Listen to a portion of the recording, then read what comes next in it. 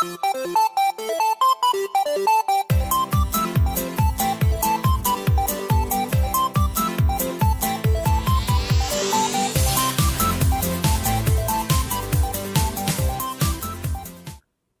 Guy, welcome to the AMIGArama podcast. I'm your host Lefarius, and this week we will be taking a close look at Walker.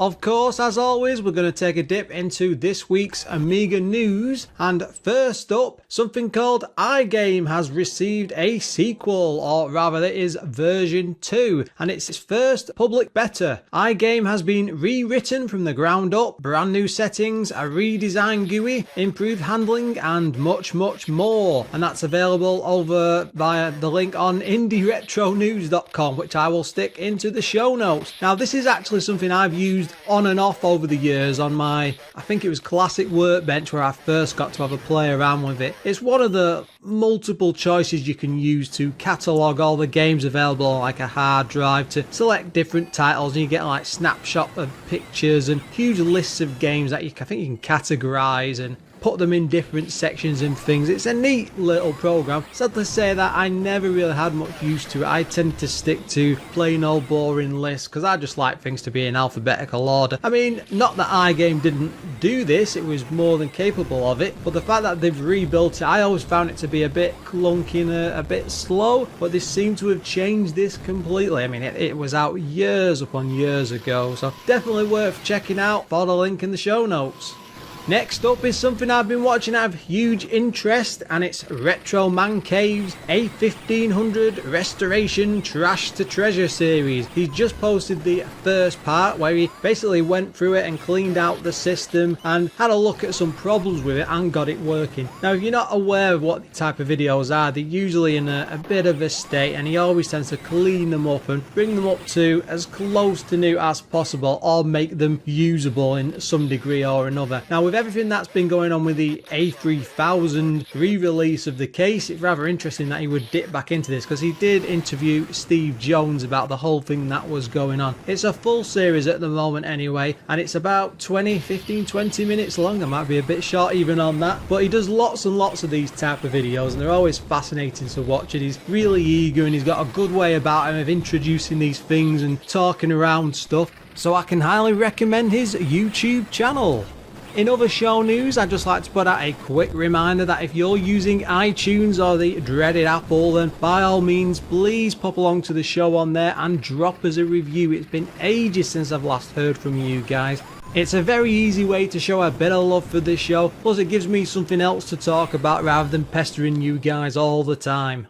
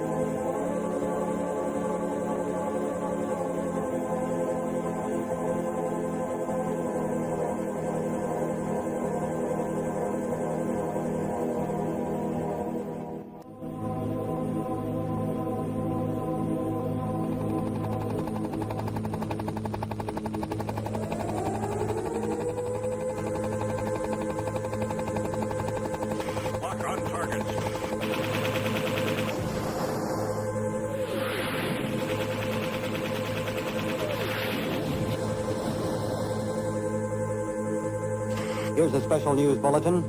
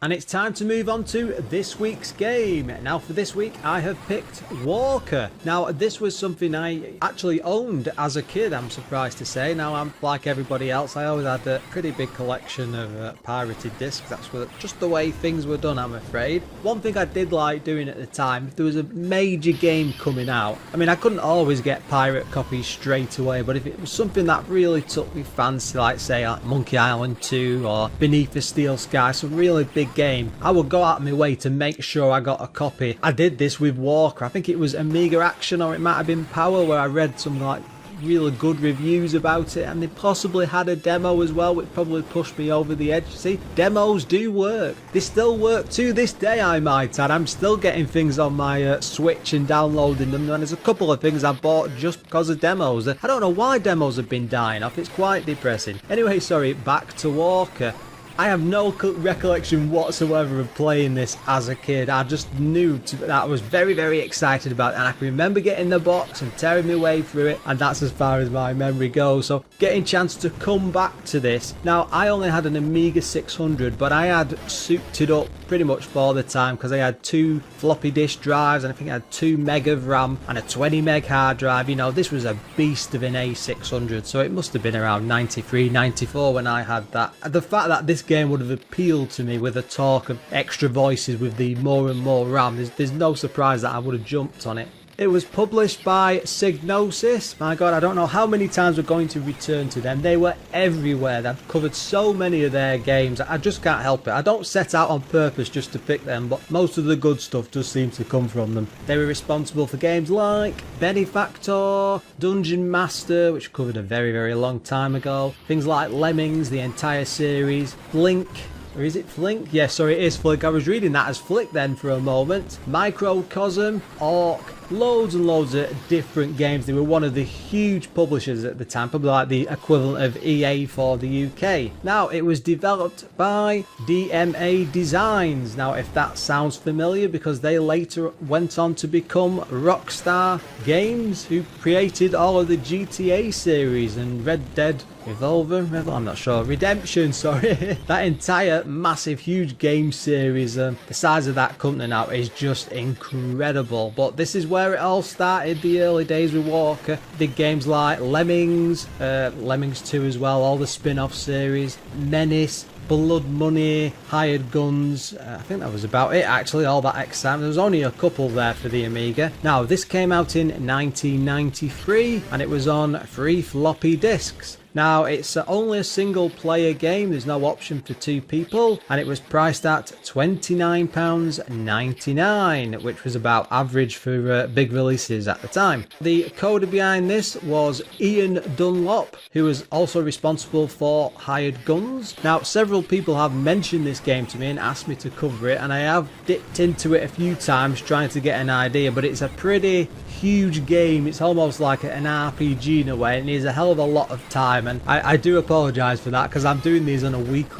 to week basis, and if I can sink a lot of time into the game, I will do, I promise you that, guys. Sometimes it can be a struggle. Anyway, the graphics were done by David Haley, Mark Island, Neil Glancy, Scott Johnston, Stacey Jameston, and they were responsible lots and lots of different games between them all. FIFA, that would have been International Soccer, Hired Guns of course, Lemmings 2, First Contact, XCOM, Colonization, that's a very big game, and the 2014 public domain release of Super Ted and The Search for Spot is, I think, the spin-off tap. I'll be having a quick look at that because it just stood out for me when I realised that it was quite a recent game. But yeah, one of them had gone back and actually coded that. Quite entertaining. It was well worth a look. I don't think we'd donate a full episode to it though, I'm afraid, guys. Neil Dunlop and Neil Glancy pretty much worked together on this because one was friends with the other, and they've got their introduction through DMA Designs and stuff, but they did the music together on this, and they also worked on games like First Contact, Tower of Babel, Hired Guns again,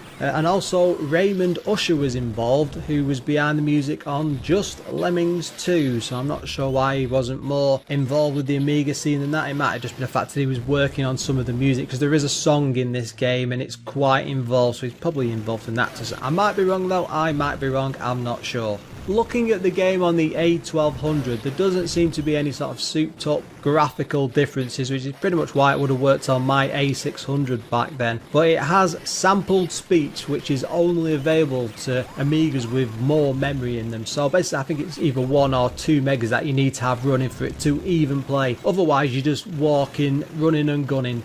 Now, Scott Johnston originally texture mapped a 3D Walkerhead on software that he actually wrote for himself on the Amiga, because he did all sorts of like 3D texture work. Now, Ian Dunlop was brought in on just a contract to create a cool side-scrolling shooter, which was pretty much the entire design vision. That was what he was faced with when they brought him in.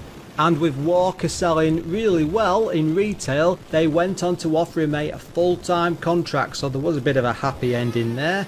The game was in development for close to 4 years, which was quite impressive, or shocking even, especially for an Amiga game, because they were usually out in a year, maybe 2 at a push. But this also takes into account that they had to down tools for almost 12 months, where everything stopped so they could all go and work on Lemmings, and seeing as Lemmings is pretty much history in itself, which was such a massive hit, it was probably a pretty good idea. Now, Neil Glancy was a friend of Ian's. He met him over in a computer shop, I believe it was over in Edinburgh. Now, he brought him on board because he knew that he had a way of working with like 3D graphics and artwork, and he brought him on board thinking they could really do something special with this, and he sort of joined the team almost as a part-time worker. That did change much later, further on past this game, because he got a bit more involved with the company, which ended up with a job with him, and he has said that the pixel graphics were the most complex he had ever seen or even worked on up to this point. They even had motion blur, dynamic lighting and shadows. Sadly, due to some internal politics, a lot of Neil's work wasn't actually used, which is quite depressing. Not until at least he became a proper employee later on. But he was involved with lots and lots of different sections, and I think it does come through. Now, the Terminator and Robocop movies pretty much inspired a lot of the design and the general ideas behind this game, and you'll see that as you walk it through, because it's like a time travel based story with a futuristic walker, and a lot of the environments remind me of the Terminator films right at the beginning, where you have like the Skynet army like crushing skulls and walking along and doing all sorts of damage. It's very much that sort of metallic, cold, sterile environment. After all the work on Lemmings, they were pretty much used to killing huge masses of pixel characters in great detail. You can see this coming through with parts of the game, and I'm sure that Lemmings itself inspired the sections with the soldiers, especially to do with the design and the style of them, especially the funny ways that they actually get killed. Doesn't that sound terrible? Reading through some articles, at one stage there was a Prince of Persia style platform section where you would actually get through a section of level, usually towards the end, climb out of the cockpit and then clamber your way up through all these different floors to plant an explosion, collect something, and then work your way back to the walker and then move on to the next stage. But they were really pressed for time. Despite sinking so many years into this, it wasn't really anywhere near that sort of state where they could put that stuff in, so they pushed it forward and just kept it to be like a standard shooter. It was a pretty good seller. I couldn't confirm any of the sales figures though, but everyone seemed to be really positive about it, and it seemed to be in charts for quite a while. A Mega Drive version, or Genesis if you're in the US, was actually planned, and they did do some like quiet work and early planning and looking into the basics of it, but it was just quickly cancelled, and there's no real reason as to why. I suspect because it was a funny time in the games industry and they probably weren't sure if this sort of a shooter would have worked on a console. Because of the high sales, they also started designing a sequel for the 3DO and possibly some of the other CD type systems. That might have been, wouldn't have been the PlayStation by this point, probably something like the CD32. Anyway, the concept art was designed and Neil Glancy was involved with that, and I have seen some actual examples and proper artwork and stuff, but sadly it all fell through. Again, even the market shifted, they were moving away from the Amiga. Psygnosis were as a publisher, and it just didn't seem to be the right way to go. So sadly, despite the effort for the Mega Drive, there were no other ports to any other system. This was pretty much a big Amiga exclusive. Usually at this point I would launch into the game story, and I did look this one up, and it's not a very good one. It's just page upon page of text. It will take me absolutely ages to read through. It's basically a rip-off of Terminator 2. A dodgy army is going through history, and you have to take the walker back in time and chase them through different eras, defeat them and save the world, the universe, the usual gubbins. I'm afraid it's nothing too exciting and there's not much humour in it, and I didn't want to bore you because I mean it would literally take me 10 minutes to read this thing out. I think it was about 4 or 5 pages long, and I've just told you the entire story there. Though I'm sure some of you do quite like my dulcet tone, talking in very peculiar voices, trying to come out with these game stories. I do try to put on my best acting voice when I'm doing them. I'm sorry if I fail every time, but what can I do? What can I do?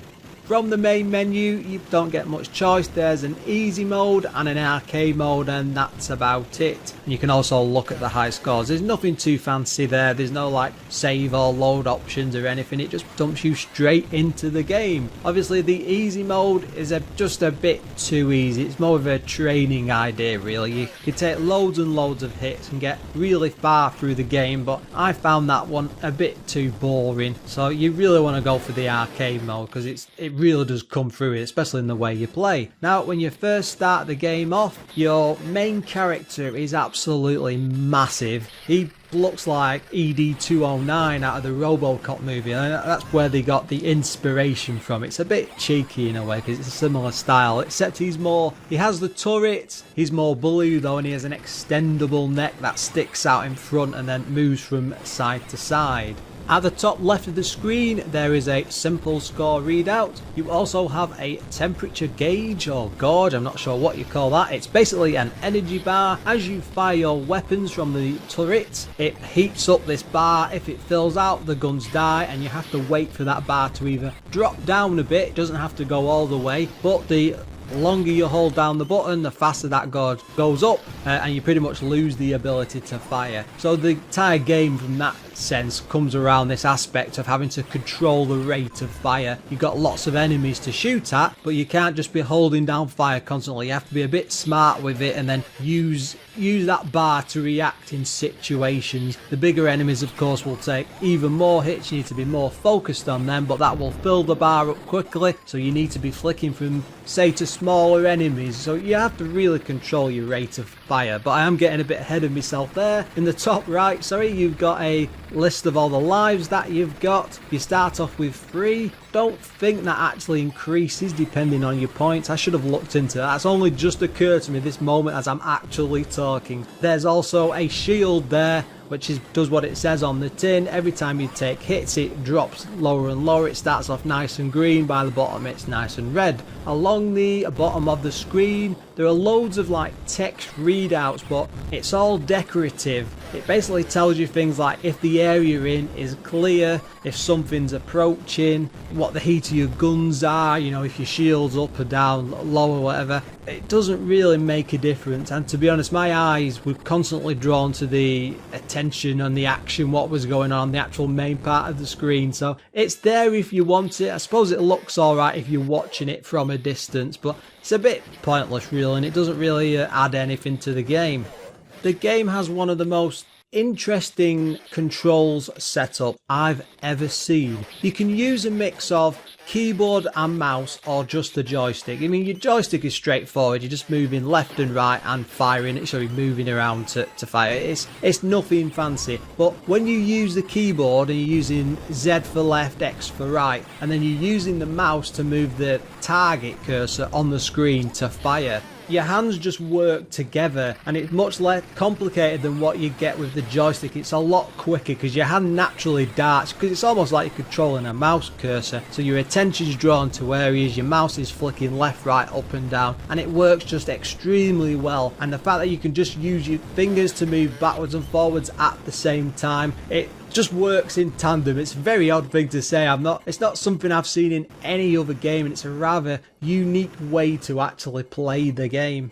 Clicking the left mouse button fires your gun. Clicking the right locks onto them. That might sound a bit odd, but you can be in a situation where there's lots and lots of enemies. You just want to focus on a single one, and you want to be moving out of the way of other enemies because there's always a lot going on in this. So you can be dancing back and forth, avoiding other fire, lock on and just keep pumping them full of bullets constantly. This whole game is set across a war, so all the enemies you face are all military and souped up army individuals, and it's time travel, so you're moving through different periods, and each period is related to a set type of weapon. So you're not got like super strong lasers but back in 1942 or wherever when you're in Berlin. You know, back then it's like simple rockets and cannons and horses and things like that. You do get a lot of reused assets in a way. There's lots of like vans and tanks and hardcore military vehicles that you have to take on, but they are all really small. Your main character towers over everything, and it really does have a sense of empowerment as you're just facing down all these tons of armies, weapons, and you're pretty much invincible. I mean, you're not obviously because you've got a shield. It gives you that feeling as you're thundering along. Now the enemies, the humans themselves, they do silly things like clamber down the side of buildings and jump out of planes which are flying overhead on parachutes. You can shoot them at any point whenever you wish to. They're pretty much on full display, but they're all lemming sized pixel people, and you can make them out with the little legs and the arms and stuff, but they just die as easily as lemmings do, and just one shot most of the time will take them out and kill them. But the way the game gets around this, because you think, oh, that might sound a bit too easy, there's parts in the game when there's absolutely piles of them coming out of, say, vans or vehicles ahead, and they come in like mass groups of like 10 or 15 or something. You know, they all gang up around you, and they're all either chucking grenades or rockets or just firing bullets. And when there's a lot of them there like that, you've got to be quick off the ball, and you've really got to start firing quickly. There's 4 stages to this in total. Each of them is set in a different time period. Now, the graphics for each of these time periods, it's usually things like collapsed buildings or war-torn areas, so it's really dark and miserable, but they're all like different colours. I think like the first level, sort of like a blue, or is it purple? I can't, that's my brain not working there, but it's a very dull metallic sort of environment. It's very World War II-ish. It's as it would be, and as you go further and further into the future, because you jump to, I think you could jump to about 2092, I might be wrong there, but you do see the futuristic environments and see things like ruined statues, and I think there's almost a Statue of Liberty. It might be the head half buried in the ground in the future. You do get to see all these at lots of different places, but the thing is, the graphics are really finely detailed. It looks fantastic. The whole 3D model, as I said, was really well done. It looks amazing, and it does stand out as a sort of quality from the rest of the game. And I would say that the sort of thing I was thinking of when I saw the initial graphic, and please stay with me after I say this, was Rise of the Robots. And you might be thinking, oh my god, what's he referring to that to? Because this had a sort of that metallic robot style, but it doesn't. It's not that sort of degree of terribleness, but as a graphical style, it does work really well for robots, and it's that sort of a thing. One of the game's greatest points is the fact that no matter how much action is going on, from what I played it on, and I tried it on the lower spec Amigas as well via emulator, there's no slowdown. It works brilliantly. It's very fast. It's always quick to move. It's all mouse based, you know, so you've got to be really quick as you're darting around the thing to take thing out. And that might sound odd because you can't actually fire behind the walker. You're effectively you're a turret on legs. You're moving backwards and forwards. For you to fire at stuff, it has to be in front of you. So you can go forward a fair chunk. You can go all the way if you want, but you will get in situations then where some enemies will come in and start firing at you. You're unprotected. So it's always ideal to stay in the first half, the right half of the screen, that is. I've not said this, have I, by the way? Usually in shooter games, you're on the left side scrolling to the right. In this one, it's completely reversed throughout the entire game. That does add a really weird element to it, because at first I'm programmed for shooters to be like left to right or from bottom to the top, and this one is just from the right hand side walking left. And I think because it's so unique in that sense, it really does give you a more unique feel.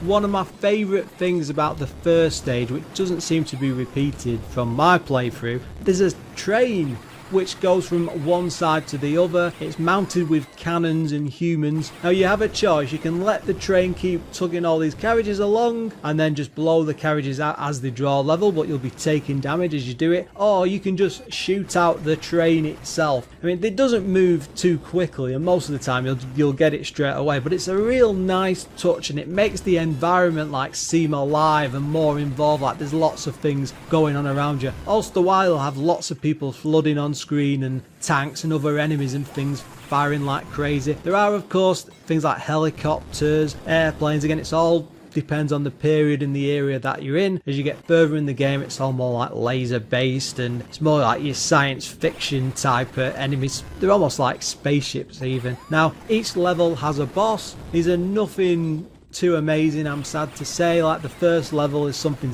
simple. It's a rocket that comes out of the ground, and you've got so much time to shoot it down before it takes off. I think it's like a nuclear weapon. It doesn't actually say, but it looks very scary, and you've got to shoot at it. And whilst this is going on, because there's a time limit there, you've got tanks and things swarming in and shooting back at you. You've really got to be on the ball and quick and accurate. The other bosses are all your standard fare, but one that really did impress me, I think it was the third level. You're up against a crane, and literally just a crane, which is picking big chunks of rubble up off the ground, and then it's bringing it up. It's like a huge magnet, and then it's trying to drop it on you, and you can only take out the, you can't damage any other part of the crane. You can only shoot the driver up in the cockpit, but there's a little like shield door on it, so you can't get to him, and every so often he will pop the door down just to have the window down just to have a peek out at you, and you've got to nail him then. But he's still controlling these big chunks of rock, and at the same time you've got like weapons and things coming in at the bottom firing at you, so it's very frantic, and there's always a lot going on, and the bosses are a lot more fun than I was giving them credit for. When it comes to the sound, it's a bit of a funny one this. There is no actual music within the game itself. You get some at the title screen, I think when you're first in the menu, and a game over, a bit of a ditty, nothing fantastic. But as you're coming into the game, there's this huge intro song. It's about 7 minutes long, and it's a rap called Lock on Target, and it's actually taking sound samples from the game with bits of gunfire and, you know, the speech from the radios and things. It's actually really catchy, and I quite enjoyed it. It sort of reminded me of some film, but I couldn't for the life of you tell me what I'm thinking about. It's one of them pumping soundtrack pieces that really wants to grab your attention and say, look at me, this is what it's about. Yeah, I'm happy to say I won't be doing any movie reviews anytime soon. It's absolutely stuffed to the gills with sound effects. You've got things like metallic thuds as you're walking along in the walker. I have no idea how they actually came up with this. It sounds really impressive. It's almost like that thing from the Terminator, like the big metallic blood when it's stepping along. It's probably where they pinched it from. It was probably off some VHS. I say, do not quote me on that. Don't anybody get cross about it. Everywhere you go, it's like when you move with the turrets, when you're firing, there's lots of metallic noise and crunches and big explosions. Every time a vehicle goes up in a ball of fire, you get to see all that explosion, and then it makes the noise and the boom and stuff, and then your machine gun coming from your turrets actually sounds like proper machine guns. It's ace. I really was impressed by the sound effects, and just a shame that there's no in-game music whatsoever. Even at the boss levels, there's no like battle theme played, which is odd because they could have quite easily done that, I think, and mixed something over. The levels are absolutely filled with blood and gore. It really is gross to some degree, because when you shoot these people out, they always end up in puddles of blood on the floor. It doesn't last for too long and it all fades out and stuff. When you see it at first, it's a bit like, wow, this looks amazing. You do get used to it quite quickly, I'm sad to say. What can you do? What can you do as you're thundering along shooting the hell out of people? There is also a few animals in there, and you can actually shoot the horses as they're running along, which I'm surprised that didn't sort of raise any eyebrows back in the day, but it is a very odd thing. The levels themselves are actually quite big. They range from 10 to 20 minutes each to play through. That's quite a long time, and there's no sort of breaks mixed in there. It's just you wandering straight along. There's the odd pause as you have the bit of radio chatter going on in the background. Most of the time you're constantly walking. You're never stuck in one area for too long unless you're doing something like fighting a boss, and there's no like real mini bosses. You're heading to the end of the level with little stops along the way, maybe to take out a mass of vans or something stuck on the road ahead of you. The trains, for instance, I would have hoped they might have been used a bit more often, but it's just a first level thing. Again, they seem to front load the graphics with that a bit, so you get to see all the really exciting stuff right in the first level, and then it's just not as intense or as interesting as that further on in the game. We have spent an awful lot of time talking about the good points of the game, so it's time to have a look at some of its problems. Now, first of all, this probably isn't going to affect people these days, but I suspect this would have annoyed me as a kid. The disk loading times. I tried this just off the couple of ADFs, and even on the Gotek on the A1200, and it's pretty horrendous. One of the worst things it does is when you put a disc in, or it needs it to change the disc, it checks the disc fully and scans the disc through to make sure it's got all the right files on, and then does the loading, which takes absolutely ages. Now this feels like an absolute lifetime of waiting, because it's like several minutes long. You're absolutely stuck there and nothing's happening. It's just load. It's really slow. Once you're into the game, it's alright and it's fine, but it's very annoying from that initial stage. Now, the WHD load version of this realised that there was a problem, and they actually tackled it and did like a decrunched version, which has pretty much unloaded the entire game into the hard drive install files. And you think, oh, that's what they must usually do. No, they haven't with this. They've decompressed it. A lot of games, even when they're running from the hard drive, will still load initially, and there is like some waiting involved in. Not with this. They got rid of all of that, and it's just much better. It fixes the entire problem. So if you're going to go back to this at a later date to try out, you really want to go for the WHD load version. One of the major problems of this game is the length of the levels and how much time it actually takes to get through them. Now, you can do the first level, which is sort of meant to be the introduction anyway, and a bit easier than what's to come later on.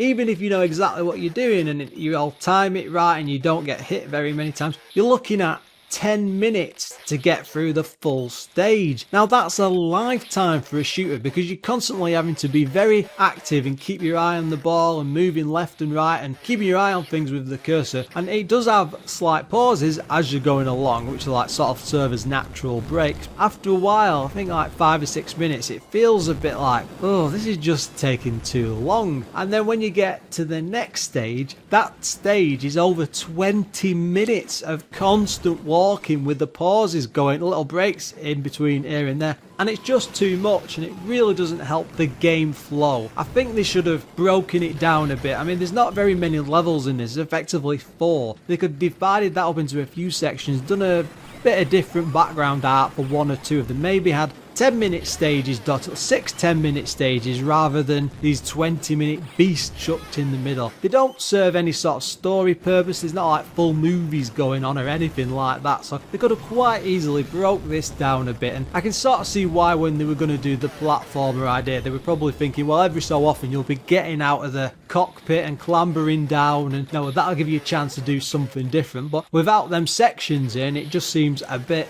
overly long.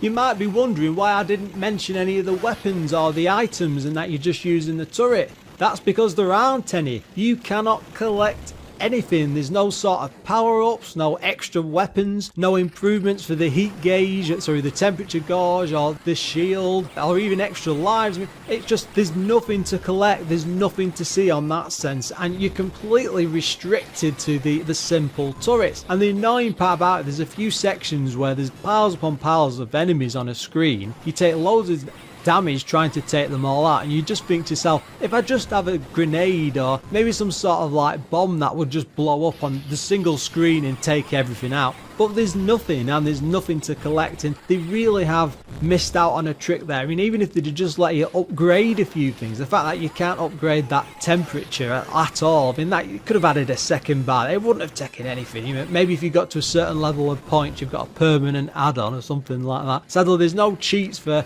anything to let you do that either.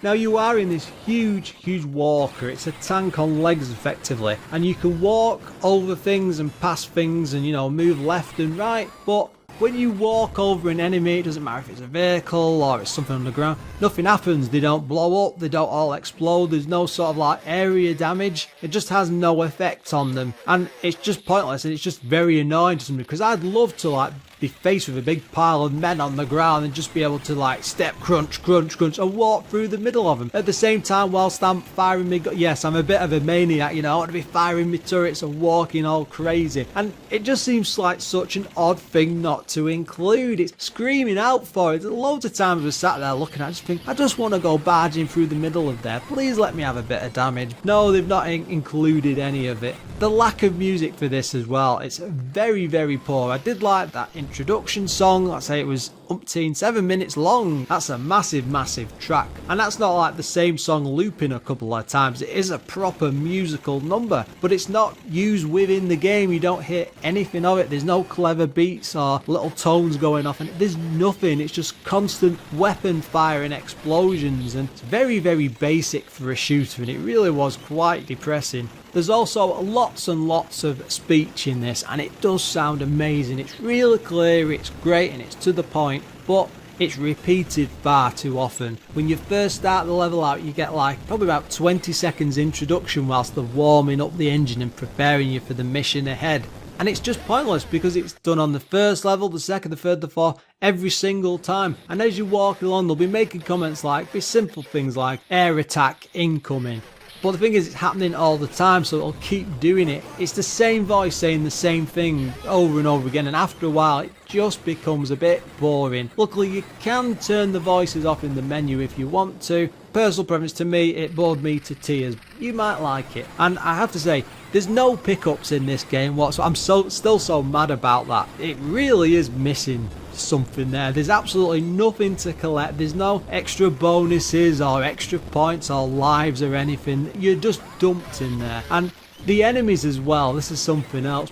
they are bullet sponges. They really do take some abuse. Like the vehicles that park the vans on the floor, the little doors open up and men start clambering out from the insides and running towards you and firing a weapon, which is okay, but take absolutely ages to take out with your gun. You've really got to lock onto them for like 5 or 6 seconds in some occasions, and at the same time they're offloading the people that are on board. And it's great that the van or the vehicle whatever will blow up and it'll take it out, but it doesn't always hit the people that are surrounded in the immediate area. There's no sort of like damage pool around them, so you end up focusing on little bits of vans and fire at that one for a bit, fire at the one below it for a bit, and fire at the third one at the bottom, and then revert back to the first one. And it just feels a bit odd because they're just taking far too many hits. I think if you could pick up some sort of upgrade, which was a cannon booster or some sort of overpowered thing to take them out, it'd be great. It would really add to it, but instead you're just stuck with the same weapon for the entire game. The copters and airplanes are pretty much the same thing. Whatever you can shoot in the air, a lot of time they just feel like the vans on the ground, and though they're in different sections and they do feel a bit different because of the speed side to it, most of the time it's a bullet sponge which is just sat there attracting you, firing like crazy. The Amiga magazines of the time were incredibly kind to this. Amiga Action gave it 89%, Amiga Computing 87%, Amiga Power 85%, which did surprise me, CU Amiga 82%, Amiga Format 81%, and The One gave it 81%. So that's 8 and 9s pretty much out of 10. That's quite high for what this sort of game is. I mean, I just looked at it and I just thought, I just have to play it after about 10 minutes. It was just like, oh dear. It just misses the mark completely. There's so much going on. It's a very, very competent and very well done game. It looks great. The graphics work well. The sound effects, granted, it doesn't have the music. There's a lot of bits of fun there. It's all working well, but it's just missing that little few extras, you know, like the weapons or the power-ups, the basic things that a shooter needs. And this is great in short bursts, and I suspect that when I played this as the demo as a kid, I'd have been taken in by it because they'd probably just given out like the first level or something, or maybe a cut down version of it so it's just a few minutes long. It would have been enough to entice you in and draw you in, but the problem is there's too much levels, there's too much walking going on, and I know it's Walker and that's the point of it. When you're doing it for so long and it's not broken up properly and the levels aren't split out to a proper degree, or they're not divided up into different sections with a bit of variety in between, and maybe if you had something else to shoot, a different type of weapon, you had to pause at points to say do a bit of target practice, something, oh, your auto lock doesn't work, something, you know, something like that. But there's nothing. It's what's on level 1 is what's on the very last level. The gameplay like that doesn't change. I mean, the thing that changes about it just becomes more ferocious and more difficult. It's a very, very difficult game. I mean, I did struggle getting through it. If you set on this easy mode, you won't have a problem because it's you become the enemy bullet sponge effectively. You can soak up an absolute ton of it. But when you go in against them after a while, it really is difficult, which is fine. If you're pushing through this difficulty to see all these exciting things that are coming up to you, you're going to be disappointed because there just isn't anything there. I was getting bored very quickly and very easily. And the overly long levels, they just work against it because you don't want to push on through. I should not be sat there after 5 minutes like looking at a watch thinking, oh, I've probably got another 5 minutes to go. And there's no sign that you're coming to the end of the level until you actually hit the boss. And the enemy placements as well, they're pretty much set as you're walking along. They don't change. There's no like random element to it. Say it's not like Galaxian or something like that where there's different waves and different patterns. There's no sort of intelligence to them. When they get on the screen with you, there's a bit of it because they move around and firing in different patterns, but the waves are all the same. Maybe I'm expecting a bit too much from it. The thing is though, it has this really unique feel to it. I felt like a level boss when I was walking around this big dopper walking tank, this tank on legs blasting everything away, and there's nothing quite like that. It's so different from other shooters. It's really interesting, it's pretty fun doing that, and you feel overpowered and like domineering for the area, you know, you're on top and you can take them all out, and that's an awesome feeling. But that just grows tired very quickly because there's no difference in the levels. It never really changed the style of the game, and it really is crying out for them platform sections. If they could have just cried out for another month or two, I don't know, just to be able to develop something extra, just to extend the game out. And I'm just sat here left here, I'm just depressed and very, very disappointed. This is almost a great game, and I do not understand the magazine scores for this, because yes, it's competent at what it's doing, there's a lot of potential there, and I could see why they want to do a sequel, but they just didn't grab any of it. They just haven't done enough to make this something special, something that'll pull you in and make it exciting and entertaining. It's good in short bursts, and I would recommend real short bursts, the odd goal from time to time. But again, you don't want to be doing that if you're using your floppy disk version, because you might as well put down half an hour and go and sleep somewhere by the time it's loaded. It's that ridiculous. You want to be playing this on a hard drive. A nice game, it's worth experiencing just to see what could have been, but overall it's one that I'd tend to avoid. Once you've had a look, maybe go and play the demo, that's probably better. In fact, you could probably still download the demo to this day from somewhere. And it's time to end this week's show. Now, if you've any comments about what you've just heard or even past episodes, you can drop me a line on lefarius@amigarama.com, or even pop along to amigarama.com to have a look at our lovely website. Or visit the Facebook page, which has a rather active community with regular posts on a daily basis. Now that's at facebook.com/AMIGArama. And finally, I would just like to take a moment to pass on a huge thank you to our Patreon supporters. They are Adam Bradley, Figgy CTZ, Graham Vebke, Jason Warnes, O'Brien's Retro and Vintage, Retro Ravi, Sneff and Treble. Until next time, guys.